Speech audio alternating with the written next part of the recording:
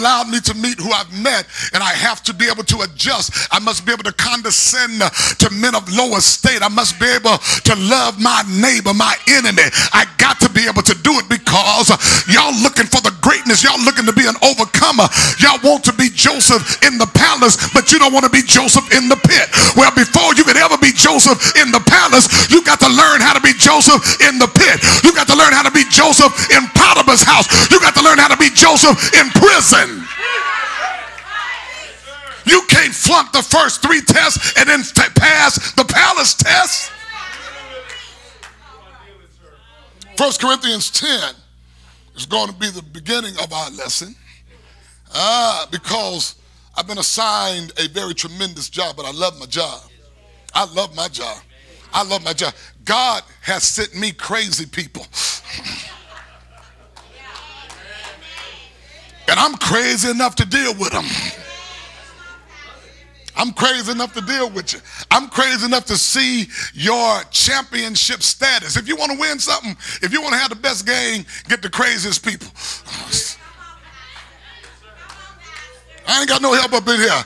The craziest gang wins.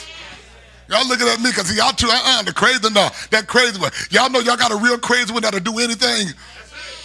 They'll go in first. They don't care. They knocking over stuff. They don't care who you are. They crazy. Yeah, get him. Here go.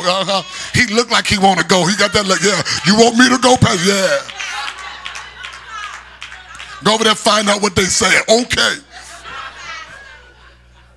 You got to have people like that. You can't have folk that always want to be on the back. You got to have some front line people. I'm trying to help somebody today.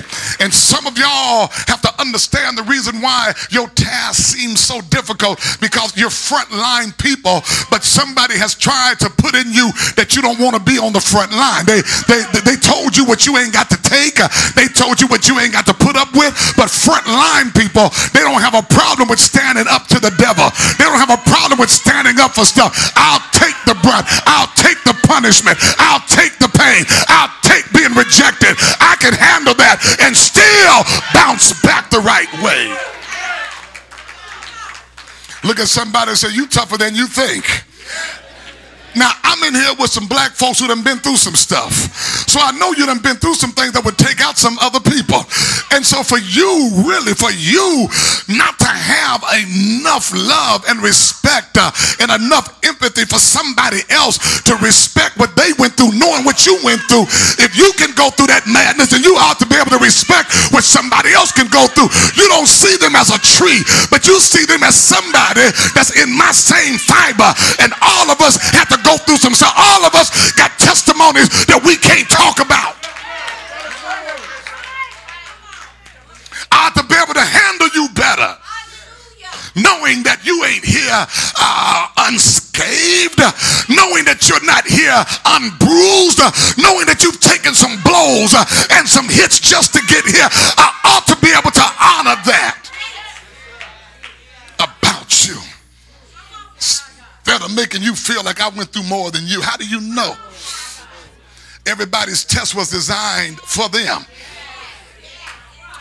What might be easy for you might be difficult for somebody else, and what might be difficult for somebody else might be easy for you, and vice versa. What you got to understand is that because you are still ticking, there are some people who went through what you went through who are dead right now, who couldn't handle the ridicule, who couldn't handle being left, who couldn't handle being heartbroken, and here you are every day. Why you think you still alive?